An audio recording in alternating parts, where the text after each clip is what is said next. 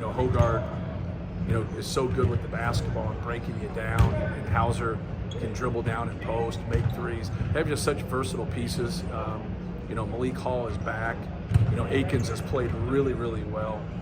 And then obviously the guys on their front line are big and physical and tough. And so we know it's going to be a tough game for us. Those athletic guards that can make plays for themselves and other people, then they're interchangeable pieces like Malik Hall and Hauser to go along with their size. But, just trying to do a good job to stay out of rotations as much as we can and try to have good rebound balance. I think that's going to be key for both teams. Can you stop somebody with what you're trying to scheme to do and still rebound? Sometimes you scheme, you stop them, and then you're all over the place and you're making it hard on them, but your rebound balance isn't very good. So I think that's going to be a key thing for them and for us is who can control the boards. And you go back and forth with that. Sometimes you don't scheme as much and you stay at home, but then you're one-on-one a lot. And then, do you like those ISO matchups offensively or defensively? And so it gets to be a little bit of a chess match, but more than anything, who's going to take care of the basketball, who's going to be tough, who's going to rebound. I think that's who normally wins these games, when you play Michigan State. If they can play Hall and Hauser together. Yeah. Is that something you're kind of preparing for? Yeah, we prepare for everything. So it's not going to be something that they do it the whole time, but you would think at some point in the game that they do it and kind of see how that affects things offensively and defensively. How does Hall's addition change what they can do on the court? Well, just an experienced player. He's a guy that's been around the block, knows how to play, can drive the ball, can shoot it, competes, rebounds. Just a good player. Helps you in all areas. Sometimes when you lose a guy, they help you in certain areas. He's one of those guys that's versatile and plays on both ends. He's just an all-around player. Going back to Tyson Walker a little bit, when you get a chance to, kind of review the film from the last game, were you happy with the shots that you kind of forced him into at times? Do you feel like he just... Well, the decisions we made to handle some things, when he makes those tough ones, you force that and you live with that. When he gets away from you on an out-of-bounds play and gets a wide-open shot or a step-in three or breaks you down off the dribble and there's no help and he gets a layup, those are the ones you want back. Everybody makes a big deal when Zach switches onto somebody and they make a tough pull-up. Who cares? If they made a tough pull-up on a 6-footer versus a 7'4" guy, nobody would say anything. You'd be well, last time I checked, it's still 2 points, right? And so those are the things. You just don't want guys stealing points with layups and free throws and wide open jumpers. Those are the ones you go back and say, hey man, you just can't do that. You just can't give good players, that. But for his defense, he made some tough shots. He's a tough shot maker. And Akins is the same way. And when Hogard gets it going, and he's getting in the paint, that's what makes it really, really hard on you because their bigs are skilled too. When you talk about Hall and you talk about Hauser, now everybody out there can hurt you. You got to do a good job of keeping the ball in front of you. They had some success too running 4-man a lot of off-ball screens for Hauser. Right. Is that something you have to? Sure. Yeah. Like I said earlier, you got to prepare for everything. They did some good screening action, off of ball screens into pins and things like that for Hauser, where he got loose and made a couple, nice plays.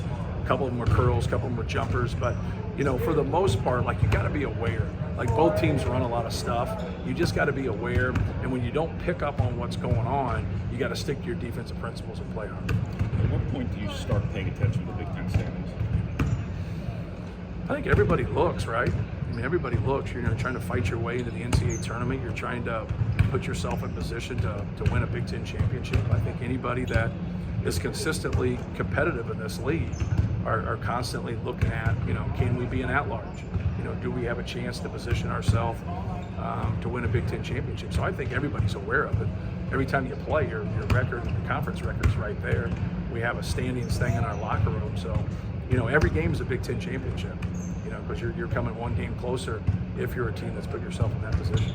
It seems like you have an opportunity here with a couple more wins here in the next couple of weeks to maybe separate yourself a little bit from the 2 through 12 quagmire that's going on right now. Yeah, well, we've had that opportunity in the first 10 games too. Look at each game and put value on each game that way.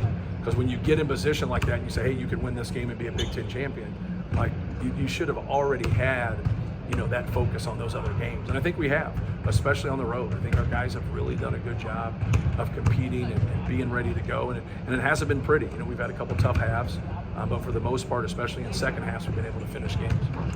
at Michigan, 9-point lead late, drops to 3 real quick. Is that a strange confluence of events that just kind of didn't go your way, or is there lessons to be learned from? The play out of bounds was just a lack of concentration.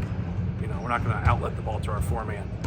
You know, and so like we allowed them back in there. Everything else was, you know, one was a banked in 3, and then that play right there. Well, you can't control the banked in 3. Things are going to happen that way. We can't control that other piece of it. But to everyone's defense, like, you know, Brandon was able to make those 2 free throws, you know, which was huge. You know, outside of that turnover, we did a pretty good job. We missed the front end of a 1-on-1, which no one's trying to miss. So it really just comes down to that. Just like, hey, man, we got to have better concentration than that. Just inbound the basketball, get it back, and take care of it. And, you know, we'd have been fine right there. But it's part of it, and, you know, hopefully we can, you know, learn from that. Obviously, the last time around with Michigan State, Zach had a lot of one-on-one opportunities, you know, in the paint. Do you anticipate them to kind of throw a little more at them? They showed the ability to build a team at times. You never know, right? Right. Like, you never know. Like, it's, you know, you can't coach both teams. So we just have to be prepared for everything. So they've stayed one-on-one, you know, with Isaac Haas. They've stayed one-on-one with him before. I mean, they're one basket away from everybody saying that worked. Right. You know, so like, just because you're one possession away, don't act like it didn't work. Like, it's in the eye of the beholder. If they want to take away threes, and then, because the one thing that happens when you do come in double, we're going to get more opportunities and shoot more threes, and you're going to be in rotations, and you're not going to rebound as well in those rotations. So everybody looks at it like, when you don't come off of him, like it's a foolish move, and it's not a foolish move. You know, there's pros and cons to both ways of doing things, and I would think they mix things up. I would think you prepare. If you go into it one-on-one and then you have success, you stay with it. If you go into it doubling and you have success, you stick with it. But if you go into one of those other things and you don't, now they've worked on something else, and they'll go to the other option.